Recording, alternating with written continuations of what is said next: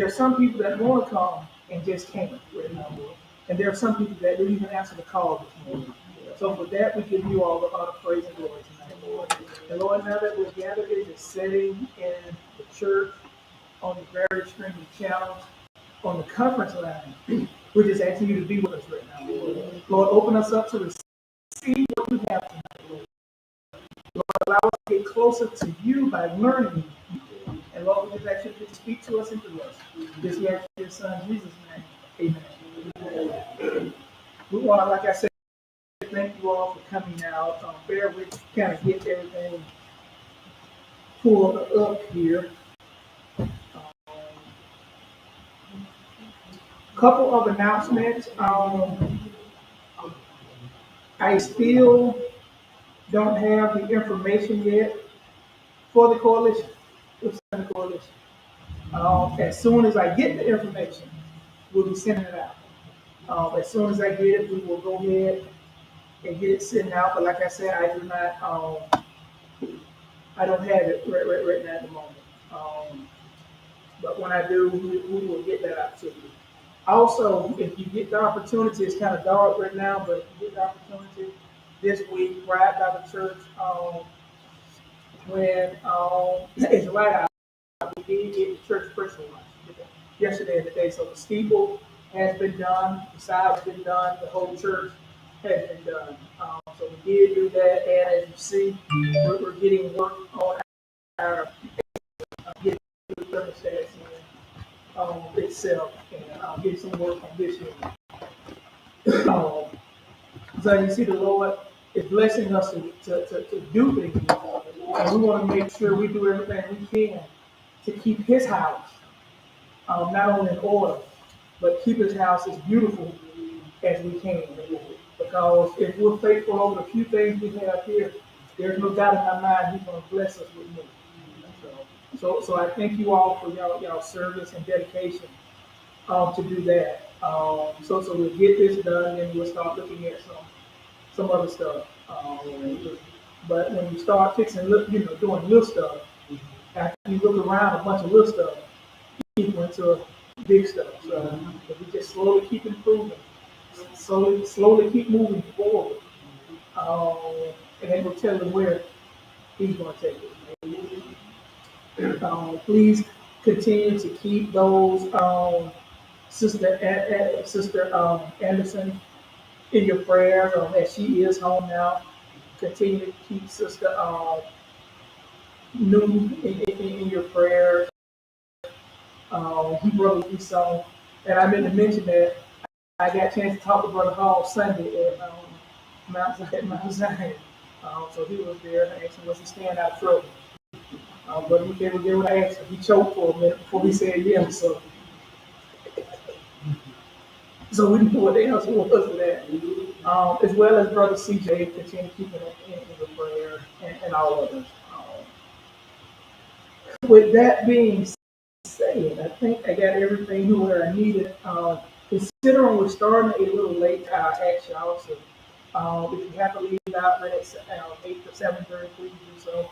I might go over a couple of minutes because of the late start that we had. So we're going to continue with Exodus 16, our Exodus experience.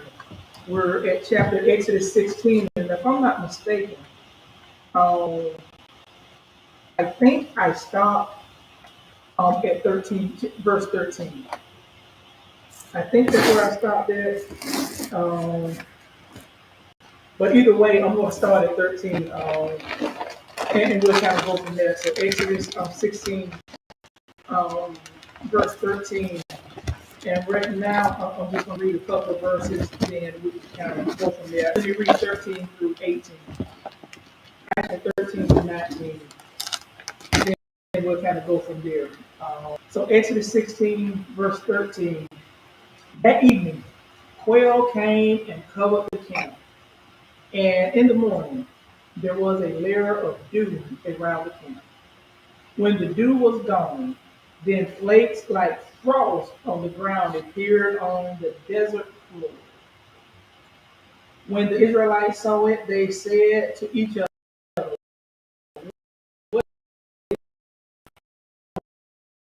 Moses said to them, "It is the Lord has given you to eat. This is what the Lord has commanded everyone is to gather as much as they need. Take an omer for each person you have in your tent." The Israelites did as they were told. Some gathered much, some little.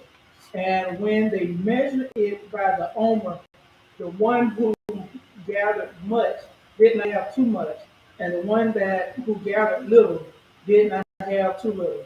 Everyone had gathered just as much as they needed. Then Moses said to them,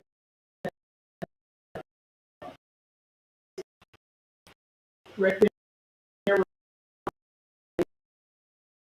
about Israel as they went over went through the Red Sea. It was praising Moses, praising God, just having a good time.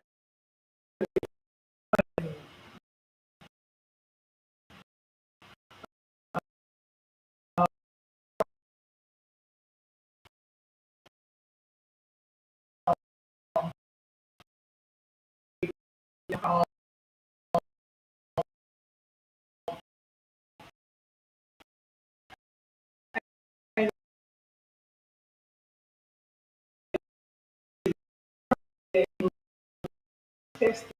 Not far from that, after they came to Sinai, they started complaining. This is God being holy. Moses, you brought him to die. We could have stayed as slaves, ate what we want. So once again, after they left Egypt, they're complaining. It just amazes me as we walk through Exodus how much the children of Israel resemble us today. Because time you look around, when things are going good, we're okay. Right? If somebody was, and I thought about this, if somebody was passing out food, we're fine. We're getting good, but time some goes wrong with it, we're complaining. When they giving them leaving, they start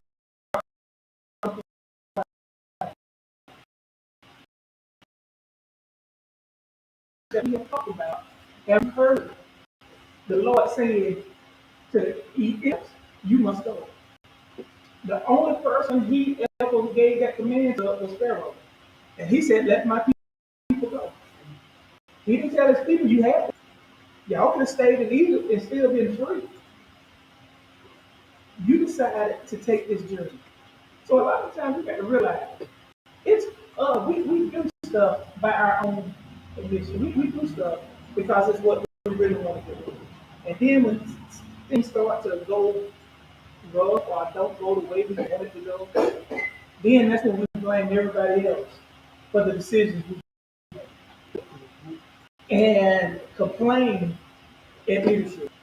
And the other thing about as we move forward, we have elections coming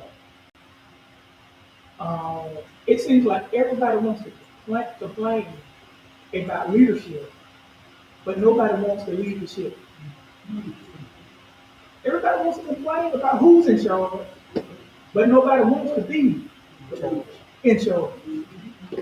We can sit there and complain all day long. But when they say, okay, here are the keys to the mansion, it's the house, you clean it, you pay the bills, you all of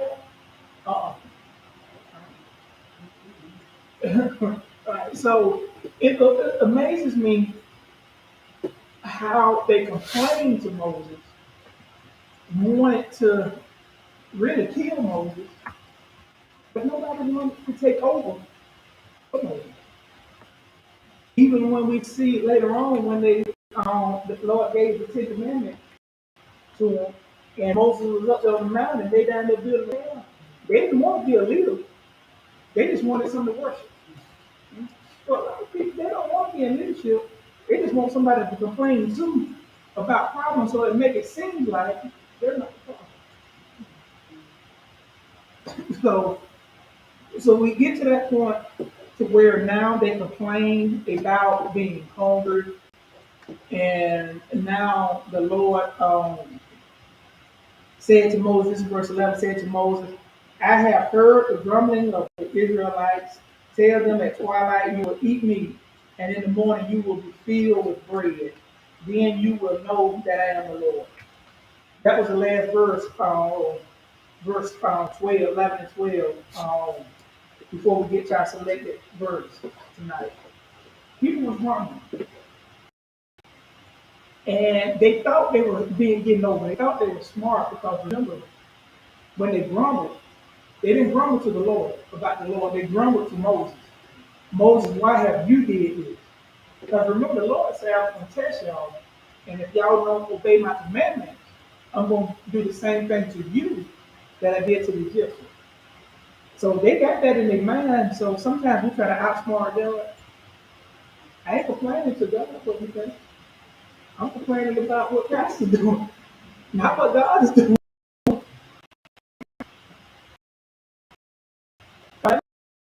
It's got to be him. So the Lord told them, and remember, he was with Moses because when Aaron was telling the people all of this, Moses went off in the distance.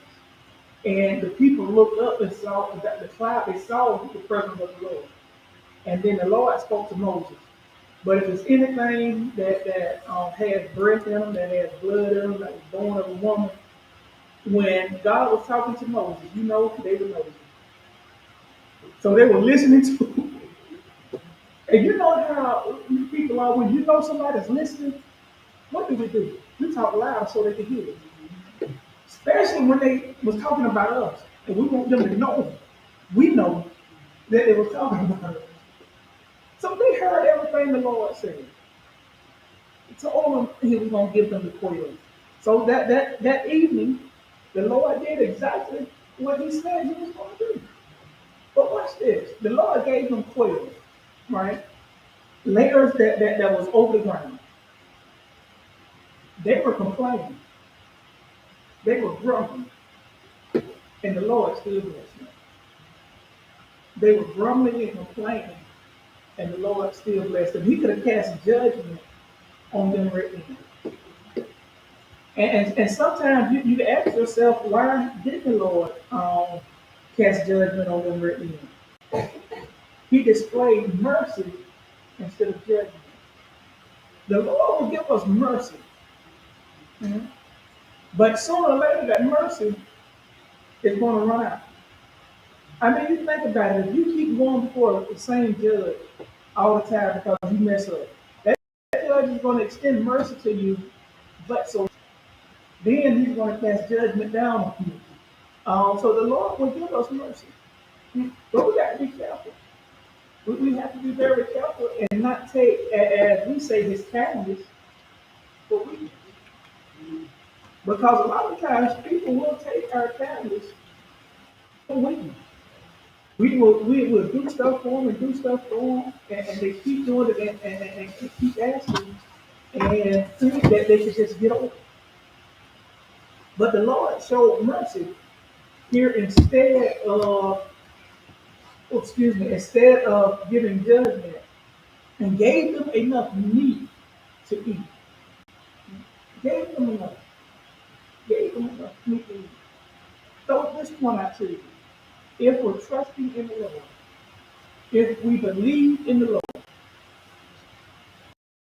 don't we realize he's going to give us exactly just enough of what we need?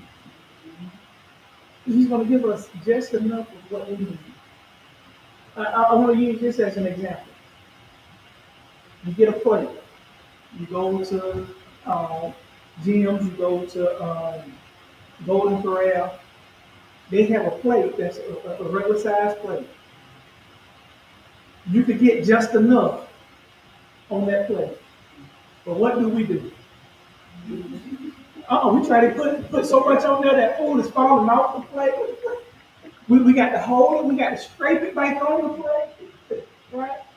Not thinking all these plates here, we could get just enough of this plate. Go, come back, get just enough for the next plate. But no, we try to pile everything on, rip in and out.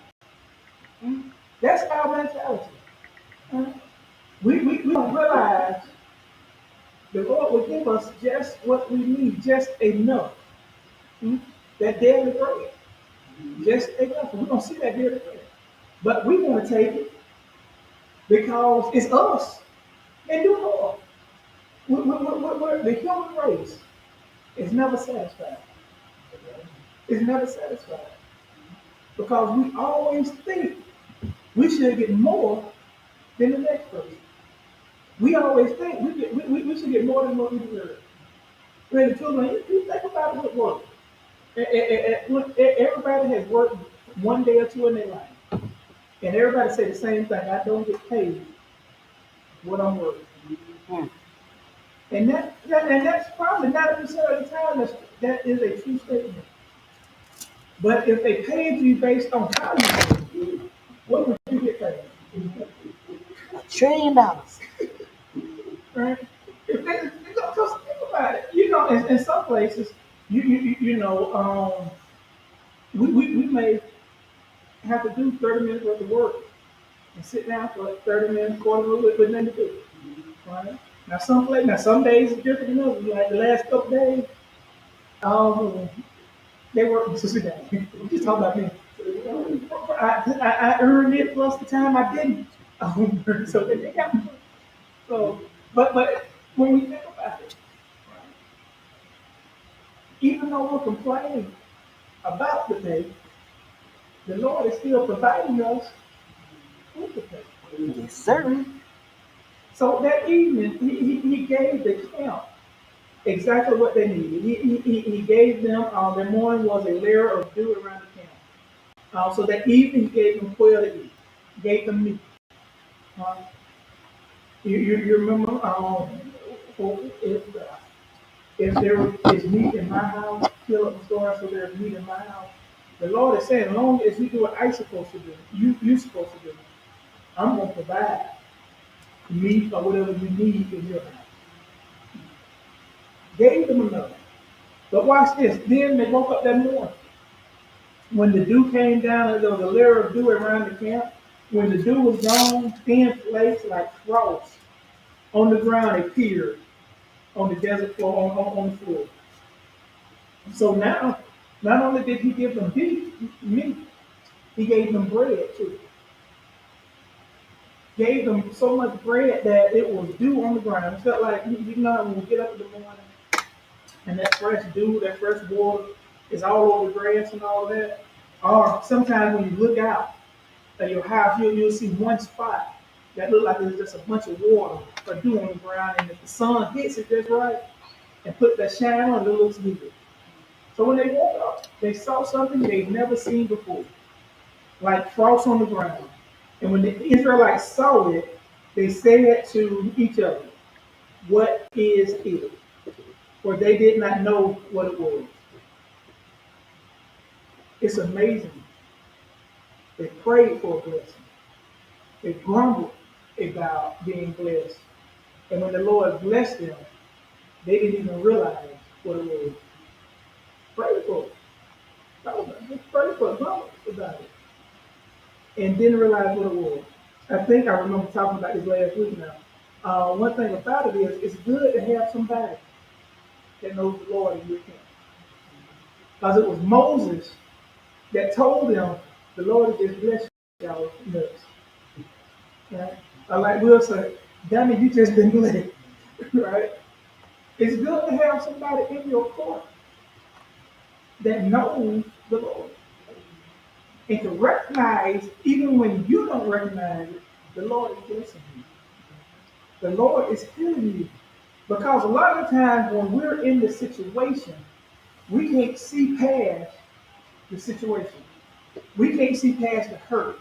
We can't see past the pain. We can't see past the deceit. We can't see past the lies. And not realizing that the Lord is truthfully blessing us. The Lord is truly seeing about us. Moses told them, the Lord is blessing you. That is what you're proud about. That is the bread that the Lord is giving you. But watch this. Not only did he say that, he gave them the command of what to do. I think about it. When we think about the stuff that the Lord has done for us, right? And I'm going to do this in this way. I'm going to do it two ways. When we think about our sicknesses, right? And the Lord has blessed us from a sickness. Or better yet, when you think about high blood pressure, diabetes, or whatever, and the doctor tells you you have it, and the Lord starts blessing you right then, right? Because the first thing you did when you said you type 1 diabetes or you got heart disease, whatever it is, you went to the Lord and prayed. Mhm. You went to the Lord. Lord, it's in your hands. Lord, I ain't worried about it because I know you got it. But after you start praying, the doctor came back with some instructions. This is what you need to do. You take the medicine. You need not to eat this. You need not to eat that. You need not to do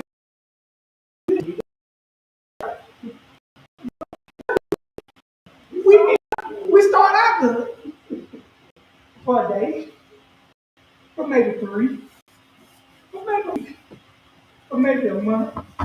But then we get to that level to fall off of it. Not realizing the doctor was only doing what the Lord allowed him to do. Gave him the instructions, even though he might not even realize he was a vessel of the Lord. But you are one of God's children. You know the Lord for yourself. So at that particular time, that was your Moses saving you and giving you the command of how the Lord can cure you, keep you, and bless you from the disease or from whatever the doctor just told you you had and whatever you cried to him for the blessing. Blessings does not come without instructions, right? You know how they say with great gain comes great responsibility. Even if you get a bigger title, it comes with bigger problems. It's because if the Lord is blessing you more, He's expecting more of you. But watch this. He's not just going to give you the blessing and say, well, do what you want, do it how you want. He's going to always give instructions to us. And it's as simple as this. Be a blessing to somebody else. You're blessed. So why can't you be a blessing to somebody else? Because think about this. If I'm blessed, that means I'm always blessed. So that means I should be able to be a blessing to somebody else. So they end up being blessed. Then once they're blessed, they could be a blessing to somebody else. I ain't got to be a blessing to that person day in and day out because if you keep trying to bless the same person over and over, you become a crutch. You're more than a blessing. If you every time they call, you trying to bless them with $20 here, $20 there, and they ain't doing nothing to help themselves, how can they end up being a blessing to somebody else? So it comes with instructions. So before they went and picked anything up off the ground, Moses said, "This is what the Lord commanded." Moses told them, "This is what the Lord has commanded. Everyone is to gather as much as they need. Take an omer for each person you have in your tent. Gather what you need. Don't go to the store in the middle of a hurricane coming, and it's just you and one other person in the house, and go grab 15 boxes of toilet tissue and just grab what you need. Don't go because you heard a pipeline shut off, so you go and get garbage bags and try to fill it up with gas. You ride around every other day with your car on empty. Why not? You get what you need. And I think that is like we said before, that is a problem that we have, right? For one, we don't really know what we need. All we know is what we want. And the problem is our wants outweigh our needs. And that's why we complain. Because we're not getting what we want. And because I'm not getting what I want, the Lord ain't hearing my prayer. If we just focus on what we need, just focus on what we need. What do I need this day? What do I need today? I just need a little bit to eat. I need to do this. I need to do that. What do I need to survive that day? And I focus on that. And everything else that comes that way is a blessing. I tell people a lot of times, I say, the Lord woke me up, so I'm already blessed. Everything else is just icing on the cake. Whether it's what happens good or bad. Because some icing you get, you just don't like. Some icing is good, some is not.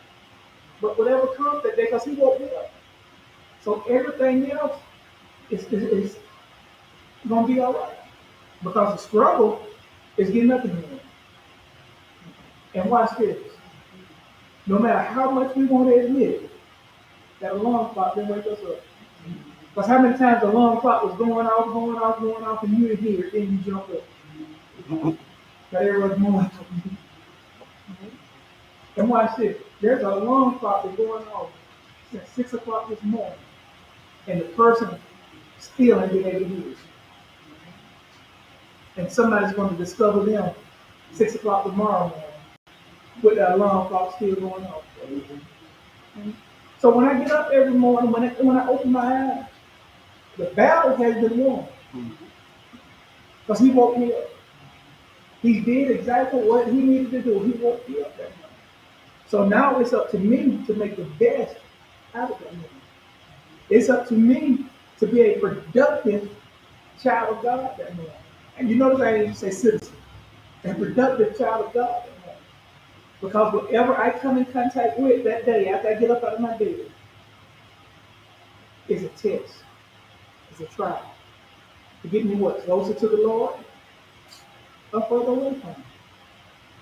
Everything I come in contact with is a test of my faith. It is going to strengthen my endurance in my spiritual walk.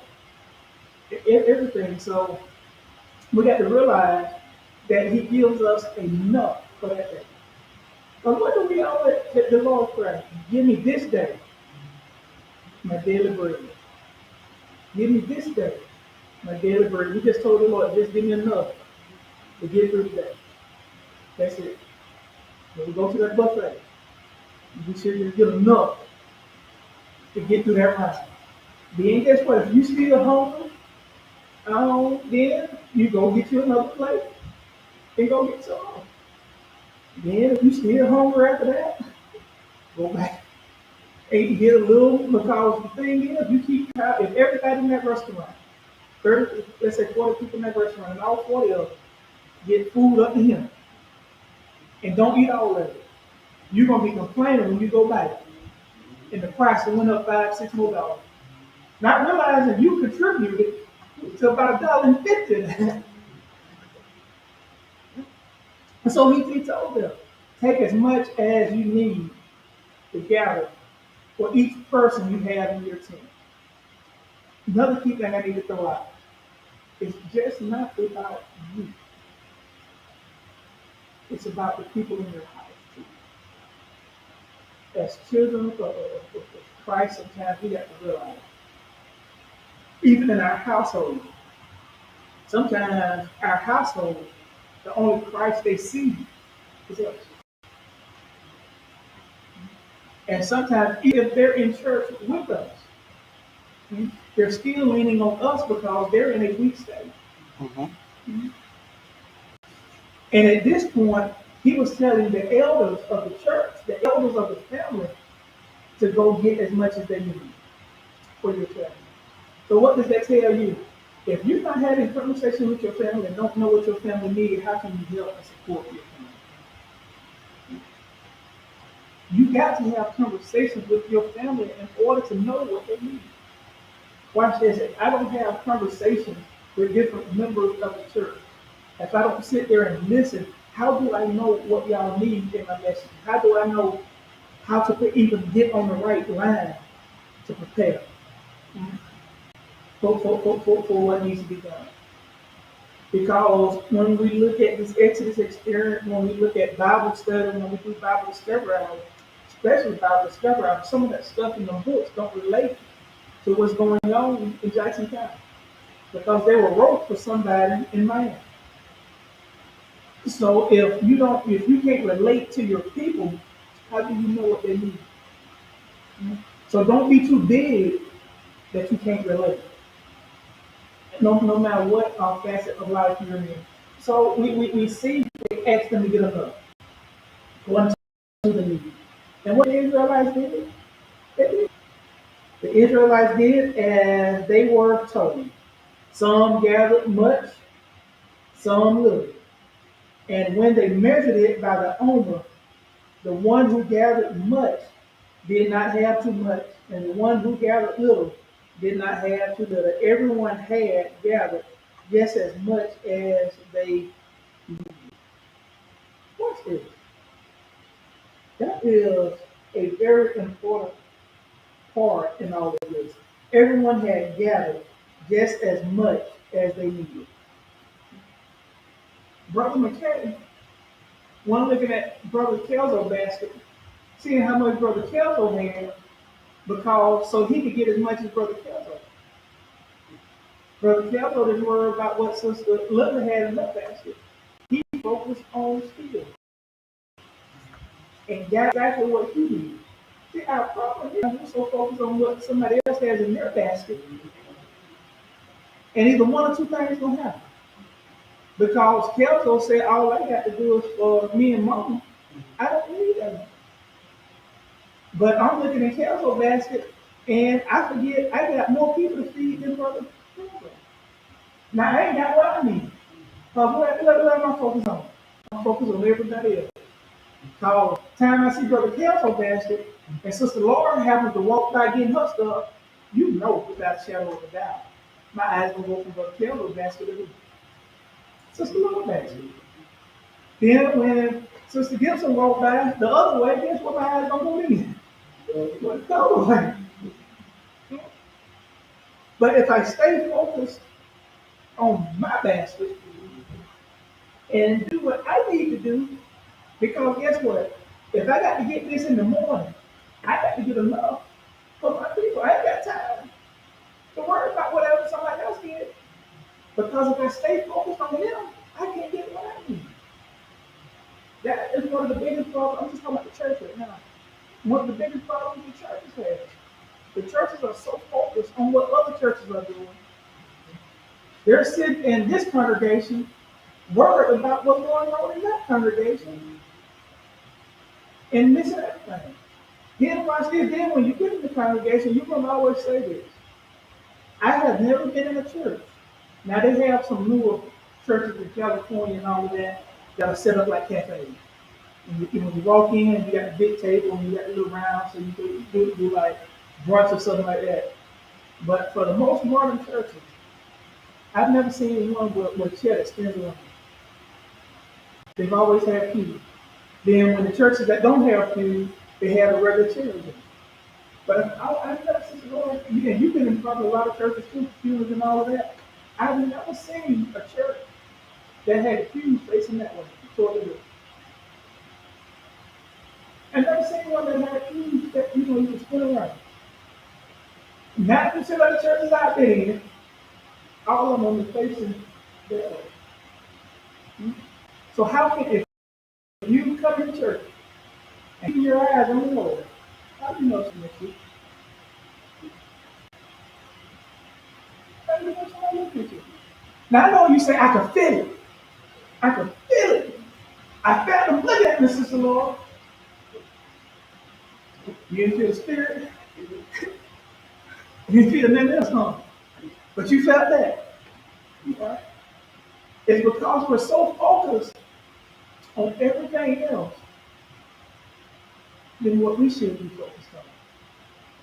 He told them to get what they needed. And watch this, when they focused and got what they needed, and they went to measure, everybody had exactly what they needed. Imagine if everybody in McChapel, the community, church, however you want to say it, focused on exactly what they need to focus on. How better would the community be? The one you won't hear them gossip. And that'll shoot that'll shut down a lot of stuff right now. Because I believe 80% of the problems in the community is hearsay. That's just me. It ain't no good. It's hearsay. Because if you get rid of the 80% of hearsay, then people realize I got time to work. I got time to go do some other stuff. Because we spend too much time gossiping and looking at gossip shows and looking at all this other stuff. I got time to do this stuff. So they got exactly what they needed. One too little, one too much. When it comes to the Word of God, when it comes to your studying, when it comes to preaching, when it comes to teaching, when it comes to absorbing the Word of God, He's going to give you exactly what you need in that message. He's not going to overburden you. He's not going to overpower you. He's going to give you exactly what you need to get through what? That day. Because tomorrow ain't comes. Think about it with medicine. No matter how powerful medicine is, Percocet or whatever it is, even though you might take it and see little pink bunnies and all of that, you can't take but so much. Okay, they give you, especially with actually, them girls, oxycodone and all of that now, they give you enough to get through a certain, they don't give you a year supply. So if they know they're going to be reading about you in the paper. For 7 and overdosing, one or two. They give you just enough. The Lord gives you exactly what you need that day. No more, no less. He gives you enough to get through that day. He gives you enough. And that's why when you look at it, and I didn't think about this in the old days, when you think about it, you had Sunday service, then you may have some on Monday or Tuesday. But most churches, if they didn't have Bible study on Tuesday, they had on Wednesday. They had subs pretty much throughout the week for the church, right? Because he knew every now and then he gave you enough on Sunday. That's going to get you probably through Monday. But by Tuesday and Wednesday, guess what? You need to be recharged again. But now he has it to where the Lord has given us so much stuff. We could be in McChapel on Monday, a service. We could tune in to TD Jakes on Sunday for service. We could tune in to TD Jakes on Monday. On Tuesday, we could be with Shirley Caesar at her church. On Wednesday, we're back here. Thursday, we're with I can't think of his name now. Dr. Stanley, or somebody like that. And just keep going. We got enough. He's given us enough technology to where we can listen to the Word of God, have a good time all week long, and give us enough of that daily bread every day. But watch this. So we see the children of Israel doing what they're supposed to do. So we say. So we think. They didn't gather, some gathered enough. Everybody gathered enough. Moses told them, then Moses said to them, no one is to keep any of it until morning. So gather what you need. For what? That day. Give us this day our daily bread. Get what you need for that day. Get what you need for that moment. Get what you need to get you through that day. Do not keep any of it overnight. That was command. I think it's a simple command. Right? Something simple that they could do, right?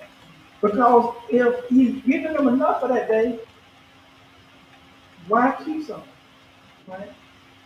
Because think about it, if you're hungry and somebody gives you a leg and a wing to eat, and I say, just come back tomorrow, I ain't gonna say they're gonna just give me a full meal that day, just enough. And say, just come back tomorrow, I have the same thing for you. You hungry now. Why try to save something for tomorrow when they promise you come back tomorrow? And not only that, they haven't given you any reason not to trust them. Mm-hmm. Everything they've said, they've kept their word. So they tell you to come back tomorrow. You gonna come back. I tell you what, if somebody told you you can spend all this money today, and I got that money right there for you tomorrow, yet you'll keep coming back, what you gonna do? You gonna spend all of that on what you want and be right back in line tomorrow. Right? You know, so the Lord told them to take what you need for the day. Don't save none. I got you more. Same Lord that kept them throughout the plagues. Same Lord that got them through the Red Sea. Same Lord that they sung praises to. The Lord opened the Red Sea so we could go through and drown all of you. Hallelujah, praise the Lord. Same Lord. Same Lord when they complained because they were thirsty, gave them water. Same Lord told them. And what do? Look at verse 20. However, some of them paid no attention to Moses. They kept part of it until morning, but it was full of maggots and began to smell. So Moses was angry with them. Each morning, everyone gathered as much as they needed, and when the sun grew hot, it melted away. On the sixth day, they gathered twice as much, two omers for each person, and the leaders of the community came and reported this to Moses. So they didn't have no. This is the key part. Moses gave them the instruction. God told them what to do. Told them his power. They didn't have no intention to listen because they were going to do what they wanted to do. They didn't have no intention because it says right there. However, some of them paid no attention to Moses. Some people think no matter how much you tell them, no matter how much you explain to them, they're just not going to listen. They're just not going to listen. Moses did something here. He got angry with them. But sometimes learn from Moses, if somebody wants to do what they want to do, just let them do what they want to do. Because who is, at the end of the day, who has to take an account of their stewardship? I got to take account of mine. You got to take account of yours. I'm going to do everything I can to get it to heaven. You want to do everything you can to get it to hell? Be my guest. You got some people that just don't have no intention of doing it. And why did they have no intention? Because they didn't have no trust. People could say what they want to say. People could sit in church all day and see the miracles of the Lord.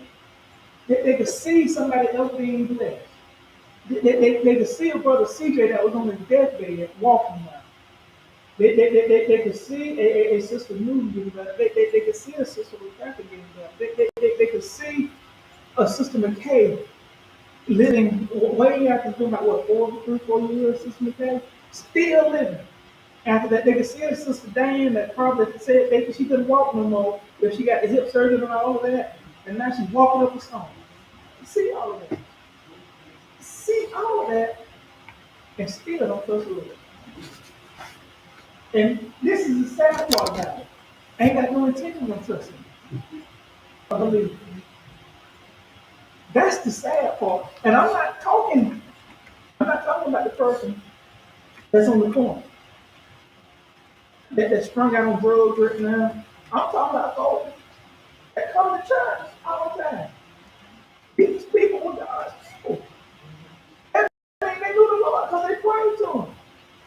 They know it's power. These were the people that saw the 10 plagues. Right? These were the people that saw it, not what they heard. You know, these are the ones that's in the New Testament that heard about the Red Sea. They saw the Red Sea. These were the ones that saw it. These were the ones that tasted the bitter water. Saw the stick go in and drunk it, and it was good.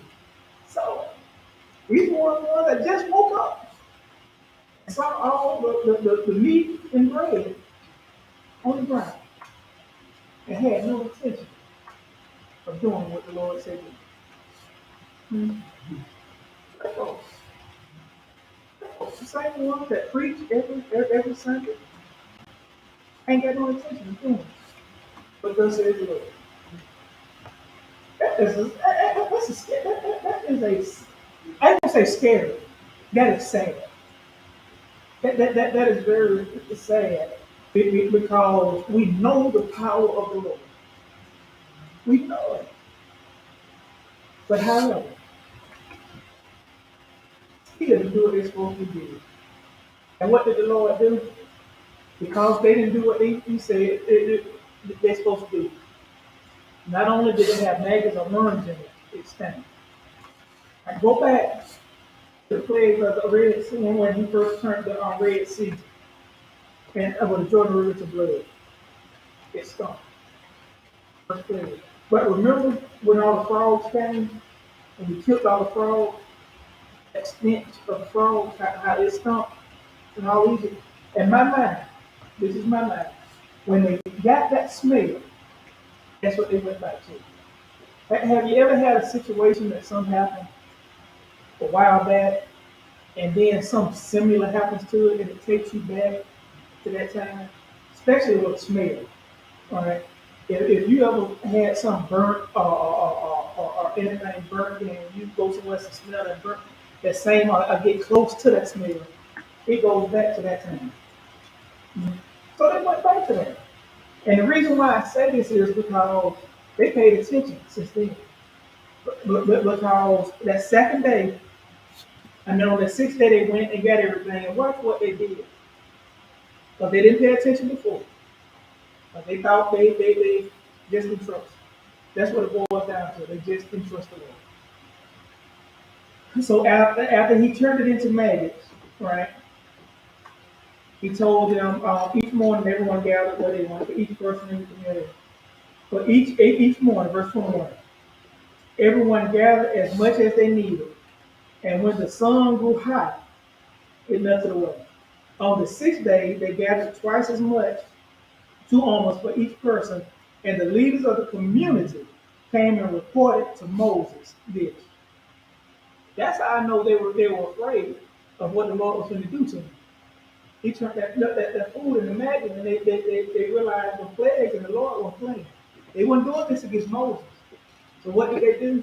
You know how when you get in trouble as a child, and then you do right, so you go and tell mom and everything. You see mom after you. You try to get back into good graces. See, I mean, that's what they were doing. But watch this. I want to throw something else out there to you.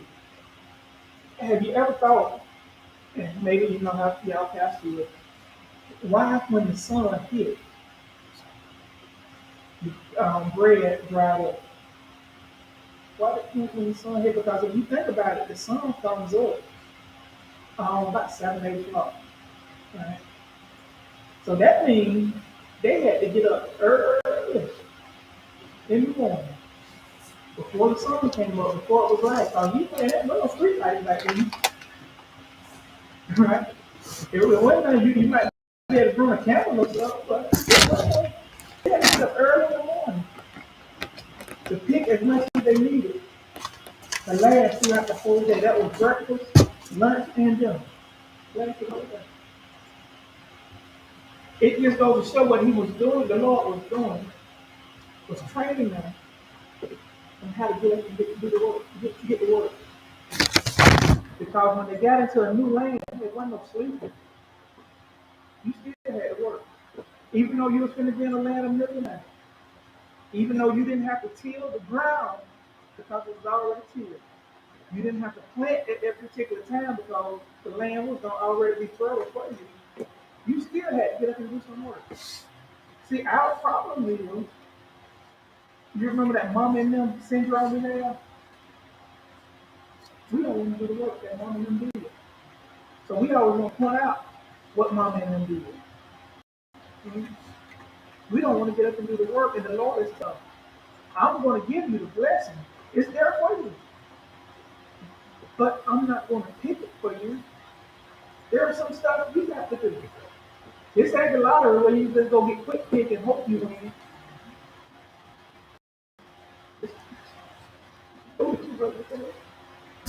This, you know, the Lord's doing what the old school, you got to sit there and write it, so what I heard. Well, you got to bubble in. You got to bubble in everything and take that card up there to the machine. And if the machine kick it out, you got to go back and scratch it out and get it out. You got to do some work. You want it. I ain't that. Yeah, I know. It's some work they had to do. They had to get up and do it. And not only that, they had to trust every morning that where they were stepping, where they were picking, and where they were going wasn't nothing dangerous to them. But they're still in the wilderness. There's still lions, tigers, and bears, and snakes, and all of that dangerous stuff out there, but they had to get up every morning. Just think about this. When we get up in the morning, especially when time change, and you have to get up at 5, 6 o'clock in the morning, time change, it's dark. It is dead dark outside. How many of us truly, truly, when it's that dark outside, have no problem walking straight to your car, taking your time, just and not worried about nothing. And if you hear a sound, you ain't worried about it. You just gonna go to your car. What we do, we're gonna turn on the light, the porch light. Then if that porch light don't come on, we might not go out. Then since we all that's about our cars now, you can turn on the light from crank up the car. We will wet that down. And normally, it normally does it when you lock the car, so we can lock about 50 times. That light to come on. But don't let nobody get behind us if you locking this door because we don't get everything in. And don't let that say that. We done told the purse with the gun in it and the car and all that. We didn't shout, we just throw the whole thing. They had to get up and trust the Lord every morning. And the Lord provided for them every morning enough. But watch this, on that sixth day, y'all bear with me.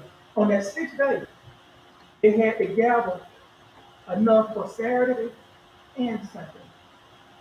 Sabbath. In this case, it was Friday and Saturday. They had to gather enough. And this was really the first time the Lord even instituted the Sabbath for the children of Israel. Instituted that day of rest. Right? Instituted that day of worship. But yet and still, even after that, it says right here, let me go back to the each morning they did it, so they came and reported to verse 23. He said to them, this is what the Lord commanded. Tomorrow it is to be a day of Sabbath rest, a holy Sabbath to the Lord. So bake what you want to bake and boil what you want to boil. Save whatever is left and keep it until the morning. So they saved it until morning as Moses commanded, and it did not stink or get maggots in it. Eat it today, Moses said, because tomorrow is the Sabbath. So the Lord of the Lord, you will not find any of it on the ground today. 6 days you are to gather it, but on the seventh day, the Sabbath, there will not be any there. Nevertheless, verse 27. Some of the people went out on the seventh day to gather it, but they found none. First day they did it. First day. They didn't listen. Because they kept it. This command came in on day 6. He didn't give it at the beginning. So you had some people who weren't going to listen on the first day. You didn't have some people listen on the seventh day. Right? And all it is very little. The Lord was still testing them. He was testing them, not even a big test, just a little test. Testing their faith.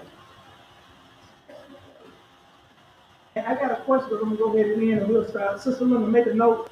I'm going to start with verse 30.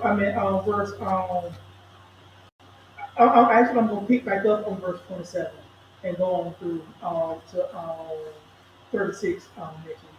But I want us to think about this. What if the Lord told us? Because our Sabbath is really the same. When you look at the Sabbath back then, it really fell on Saturday. So Sunday was actually the first day of the week. Now, the Western Hemisphere, some we treat Monday as the first day of the week. They've always treated Sunday. So if you look at a lot of the churches, a lot of their saints, and some of the others that celebrate the Sabbath is actually on Saturday. But think about this, us on Sunday. Us on Sunday. If we had to get up and cook everything for Sunday on Saturday, and all we had to do was go to church and do all what? Let me do it. Do all your washing, do all your cleaning, and do all your cooking, and all of that on Saturday. And all you did was go to church and relax and eat on Sunday. There'd be some starving people on Sunday. There will be some starving people on Sunday. And I always wonder why my grandma, my great grandma, and a lot of the older cook Sunday dinner on Saturday. On Saturday. They cook the whole dinner Saturday night. Y'all had to do it warm it up on Sunday. If we had to do all the cooking on Saturday, it would be starving. There'll be some people that want, yeah, this is Lord, I'm fasting on Sunday. You fast every Sunday? Yeah, I fast every Sunday. I ain't got choice, but I fast every Sunday. Because we can't not just give a full day to the Lord. We can't even give a full 2-3 hours to the Lord.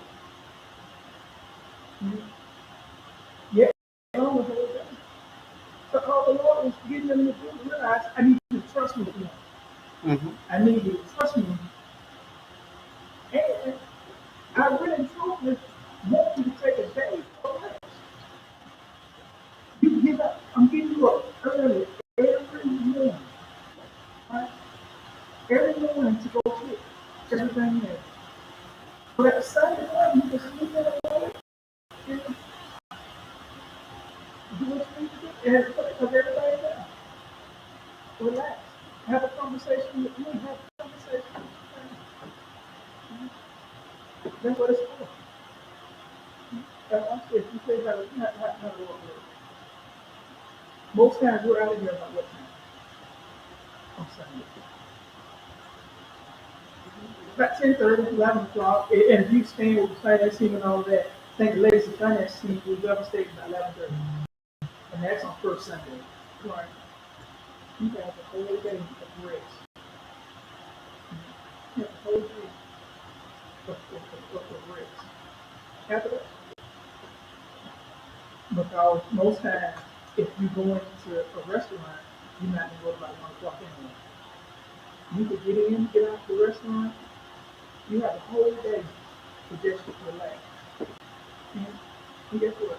People still don't want to do that. people still don't live it up. It's because I've come to the understanding, no matter what happens, people are going to complain. People are not, no matter how much you try to do, there's always going to be somebody that's not going to agree. There's going to be somebody that can complain about it. And there's going to be just some people that just plain out not going to do it. But you got to continue doing what the Lord has instructed you to do, either in your community, at work, at home. You can't get caught up on what other folks are not doing. While what they're not doing is maybe the same thing as you are getting to heaven. Because the Lord got them not doing it for a reason. He didn't tell you not to do it. He told you to obey my commandments. He told you to love thy neighbor and to love yourself. He told you to trust. He told them to go pick up just enough for that day. Time he said, brother David, I just need you to pick up enough for that day. You know that person leaning over. Say, oh, say, get enough for Sarah and Sunday. He lost his mind. I ain't taking all of that on Sarah. But you go get it. You always gonna have that. Don't allow other people to keep you from getting the middle. Because guess what? It's hard enough for you to get in there by yourself. It's hard enough. And I tell y'all that to close out. I always say I know my name every now and then, so I like to the Lord and say, can I get another one? That rubber just ain't gonna do right. Can I get another rubber? But I thank y'all for joining in with us tonight. I hadn't seen anything about the coalition yet. I hadn't got anything yet. So as soon as I get something, I will send it out.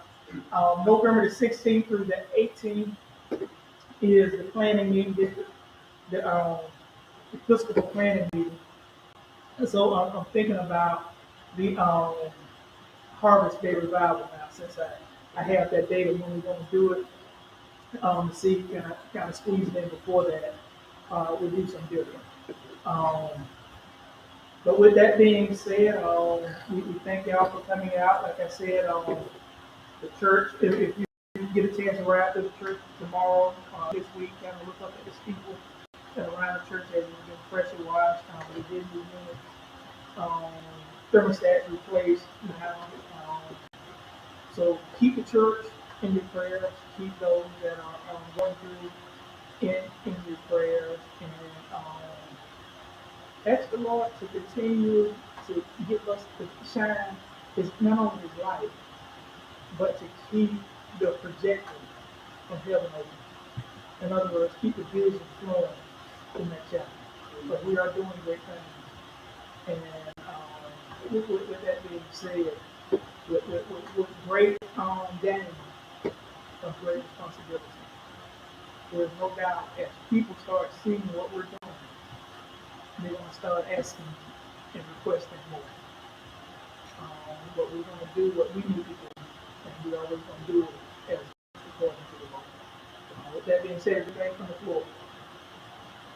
There are none relocation. We close out tonight. We come to us at all, concerning our calling and their purpose. We want to thank for years and years like our said. Thank you, Father, for the learning, the season. Thank you, Father, for this heaven to mind and serious in the house of the Lord. But we know so thankful for that. Give my faith and faith to you. When you call children, when you come home, especially how everybody may know you. And then, Father, this is the one that I feel I got to know. I pray that it's coming out as we're in the today. Lord knows how we God that is going on. That I know the Father. Continue to go this path. Continue to get in the God and go to the Father. That we got time tonight to do this family. We got time to do this. Dear Father, we need one here. And we need to know your Father. there's more in there than what you can hear. We walk in the name of Jesus, we pray. Amen.